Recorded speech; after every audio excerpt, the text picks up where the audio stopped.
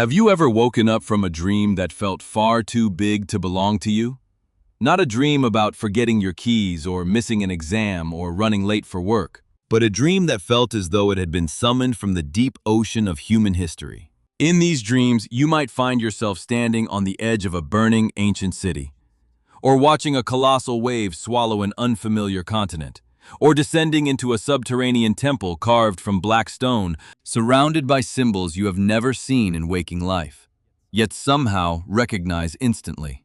When you wake up from a dream like this, the feeling does not fade in 5 minutes. It lingers for hours, sometimes for days. You feel an inexplicable weight in your chest, a sense of awe, or perhaps a strange, quiet reverence. You try to tell yourself it was just a strange movie your brain played while you were sleeping, but deep down, something inside you knows that isn't true. Carl Jung, the legendary Swiss psychiatrist, was obsessed with these exact dreams. He noticed that among the thousands of ordinary dreams his patients recorded, there was a special class of dreams that stood completely apart. He called them big dreams, or mythological dreams. Jung discovered that during times of immense personal crisis, major life transitions, or widespread cultural upheaval, the human mind bypasses our modern personal memories altogether. Instead, it reaches back into the deep collective storage room of the human species. In those moments, you are not merely dreaming your own life. You are dreaming the eternal myths, transformations, and cycles of human history. To understand why this happens, we have to look at how Carl Jung understood the human psyche. Jung proposed that your mind is not a blank slate born at your birth. Your mind is an evolutionary structure, built layer upon layer over hundreds of thousands of years. Think of your psyche like the earth beneath your feet. The very top layer is your conscious mind, the things you are aware of right now. Just below that is your personal unconscious, which contains your personal memories, forgotten childhood experiences, and repressed emotions. But if you dig far deeper, past the topsoil of your individual life, you hit bedrock. Jung called this deeper layer the collective unconscious. The collective unconscious is a psychological fossil record. It contains the inherited patterns of human experience, what Jung named archetypes. For countless generations, human beings have loved, feared, fought, grieved, and sought meaning. We have faced floods, wars, pestilence, the death of old orders, and the birth of new eras. All of these repeated human experiences have worn deep channels into the collective psyche. They have become instinctual patterns, translated by the brain into universal symbols, fairy tales, and world mythologies. Most nights, your dreams stay in the upper layers of the mind. They digest what happened to you yesterday. They sort out your stress about your boss, your relationship anxieties, or your unfulfilled daily desires. Jung called these small dreams. They are personal, subjective, and tied strictly to your current biography. But when you face a moment of profound psychological transformation, when your old identity must die so a new self can be born, the upper layers of the mind are no longer enough to process what is happening. The personal story breaks down. In that moment, the trapdoor to the collective unconscious swings open. The mind reaches down into the ancient bedrock and pulls up a mythological dream. Consider the famous story from Jung's own life in late 1913. Jung was going through a period of intense inner disorientation. His professional relationship with Sigmund Freud had just collapsed, and he felt utterly lost in his career and personal direction. During this period, Jung experienced a series of overwhelming apocalyptic dreams and waking visions. In these visions, he saw a dark flood covering all the low-lying lands between the North Sea and the Alps. He saw the water turning into blood, and floating within it were the drowned bodies of thousands of people, along with the destroyed remnants of civilization. The vision frightened Jung immensely. He genuinely worried he was losing his sanity and slipping into psychosis. Then, in the summer of 1914, World War I broke out. Europe was plunged into unprecedented catastrophe and bloodbath. Jung realized that his terrifying vision had not been a personal sickness, nor was it magic or literal fortune-telling. His unconscious mind had picked up on the immense, invisible psychological tensions brewing beneath the surface of European culture. Because his personal ego had been shattered by his crisis with Freud, Jung's conscious defenses were lowered. He had tapped into the collective unconscious, and his mind translated the impending cultural destruction using the primordial motif of the Great Flood. This is the key to understanding mythological dreams. They are not random chaos. They are the language of the psyche when it is trying to communicate something bigger than your immediate daily life. When you experience a mythological dream, it usually revolves around specific, timeless archetypal themes. One of the most common motifs is the dream of the Great Apocalypse, or the World Flood. You might dream that the sky is turning an unnatural color, meteorites are falling, or colossal tidal waves are sweeping away modern skyscrapers. You watch whole worlds crumble into ash or drown beneath dark waters. If you look at this dream through a purely personal lens, it makes no sense. You might say, I am not at war and I do not live near an ocean, so why am I dreaming of the end of the world? In Jungian psychology, the world in your dream represents your current conscious worldview, your existing ego structure. When you are going through a profound transformation, your old way of thinking, your old belief systems, and your old sense of self are literally dying. The ego experiences this psychological death as an apocalypse. To express the sheer scale of this internal destruction, the unconscious mind borrows the ancient myth of the Great Flood. The same story found in the Epic of Gilgamesh, the Book of Genesis, and ancient Mayan traditions. The flood represents the raw, overwhelming power of the unconscious, dissolving the rigid, outdated structures of the conscious mind so that a new creation can begin. Another classic mythological dream motif is the descent into the underworld, known in ancient Greek myth as the Nikia. In these dreams, you find yourself walking down infinite flights of stone stairs, falling into deep, dark chasms, or exploring forgotten subterranean ruins. You might encounter shadowy figures, ancient guardians, or terrifying monsters lurking in the dark. You feel a profound sense of danger, yet an irresistible pull to keep moving deeper. This dream echoes the mythological journeys of heroes like Odysseus, Orpheus, and Gilgamesh, who all had to descend into the realm of the dead to retrieve lost loved ones, sacred knowledge, or secret truths. When you have a dream like this, your psyche is calling you to face your shadow, the repressed, disowned, or forgotten parts of yourself that you have hidden away in the dark basements of your mind. The dream is warning you that you cannot move forward in your waking life until you brave the dark and retrieve the buried treasure lying at the bottom of your personal underworld. You might also dream of the archetypal battle, fighting a giant serpent, slaying a massive dragon, or standing against an army of shadow beings. Throughout human myth, the serpent or dragon represents the raw, untamed, chaotic force of nature and the unconscious. The hero standing with a weapon represents the emerging human consciousness, fighting to carve out clarity, self-awareness, and order from the chaotic dark. If you dream of facing a mythic monster, your unconscious is telling you that a massive struggle for self-sovereignty is happening inside you. You are being called to step up, claim your personal power, and overcome an addiction, a toxic pattern, or a paralyzing fear that threatens to swallow your life whole. And then there are the dreams of sacred geometry and divine architecture. In these dreams, you might behold glowing, perfect circular patterns, shimmering mandalas, ancient stone circles like Stonehenge, or magnificent cathedrals floating in space. These dreams rarely have intense, dramatic plots. Instead, they produce a feeling of immense peace, order, and sacred quiet. Jung observed that these geometric, highly ordered symbols represent the archetype of the self, the central core of the entire psyche, representing wholeness, harmony, and ultimate balance. When you dream of a mandala or a sacred temple, your inner psyche is reassuring you. Even if your waking life feels chaotic, fragmented, and broken into 1,000 pieces, deep beneath the surface, your mind is secretly assembling a new center of gravity. Wholeness is actively working behind the scenes. So why does the mind use myth instead of just telling us what is wrong in plain language? The answer lies in the limitations of words.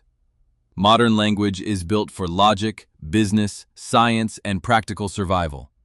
It is fantastic for explaining how to build an engine or write an email, but modern language is notoriously terrible at conveying the deep, raw, existential shifts of human emotion and soul. When you experience a profound spiritual awakening, a devastating grief, or a total rebirth of your identity, modern words fail you.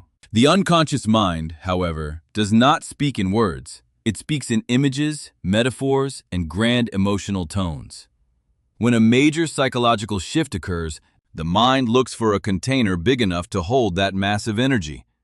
And the only containers big enough are the ancient, timeless stories of humanity, the myths. When Jung worked with patients who had these big, mythological dreams, he did not use the traditional dream analysis technique of free association popularized by Sigmund Freud.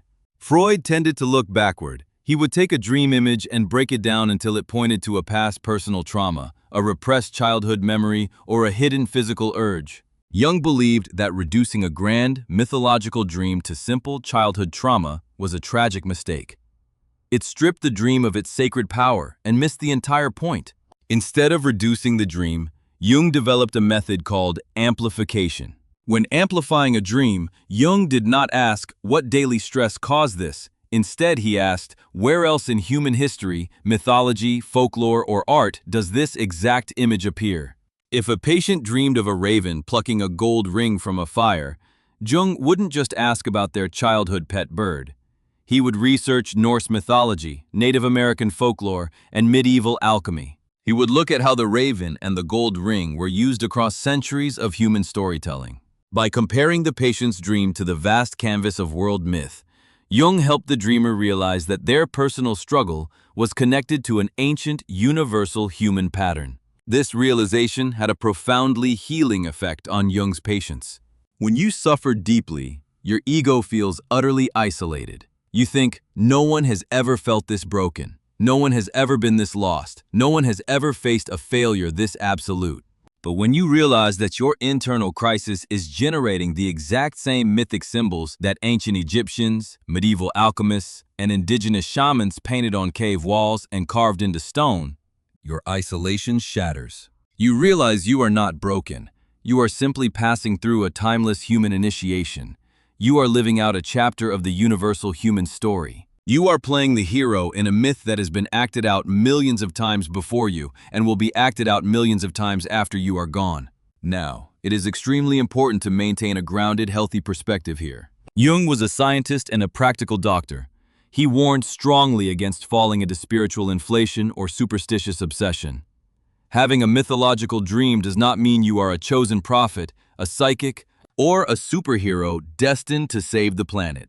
If you dream of an apocalyptic flood, it does not mean a literal tidal wave is going to destroy your city tomorrow.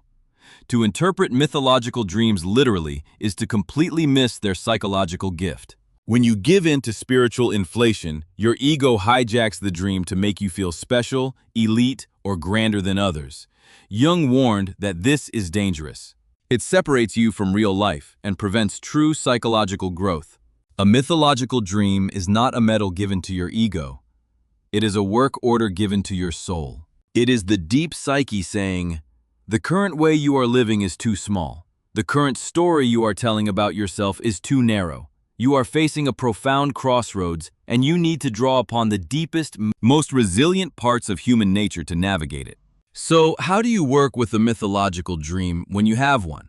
How do you integrate its ancient wisdom into your modern, everyday life? First, learn to recognize the signature of a big dream. Pay attention to how you feel the moment you wake up. Ordinary dreams leave behind a light, scattered emotional trail. They evaporate quickly as you sip your morning coffee or look at your smartphone.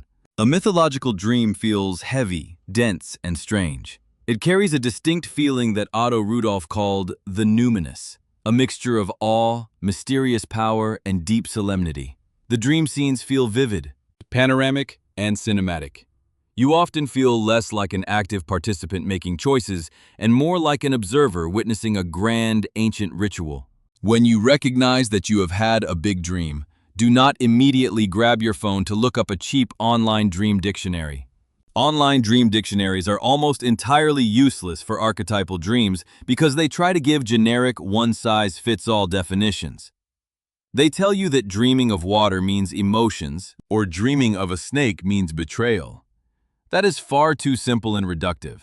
Instead, write the dream down in a journal immediately, in as much vivid detail as possible. Describe the atmosphere, the colors, the strange symbols, and above all, the emotional tone of the experience. Once the dream is written down, begin the process of amplification. Ask yourself, where have I seen this story before? Does this dream remind you of a specific myth, a fairy tale you heard as a child, a historical event, a biblical story, a legend from an ancient culture? Do some gentle research. Read about the symbols that appeared in your dream.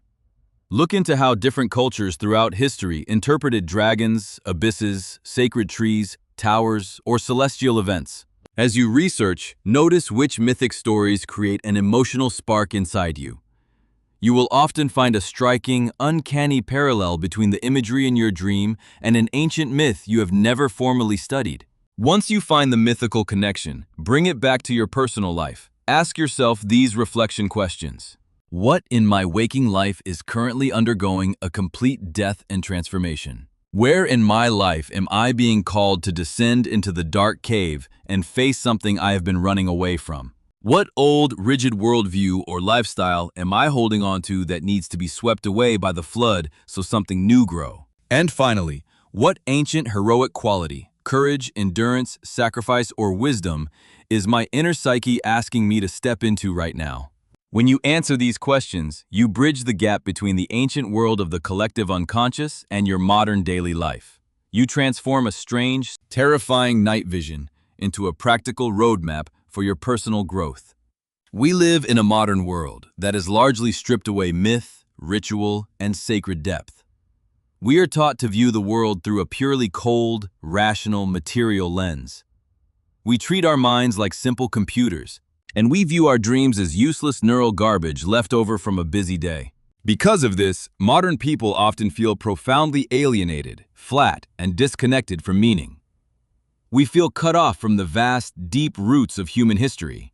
But Carl Jung's discovery of mythological dreams offers us an extraordinary ray of hope. It reminds us that no matter how rational, technological, or detached our outer lives become, the ancient soul of humanity is still alive and well inside us.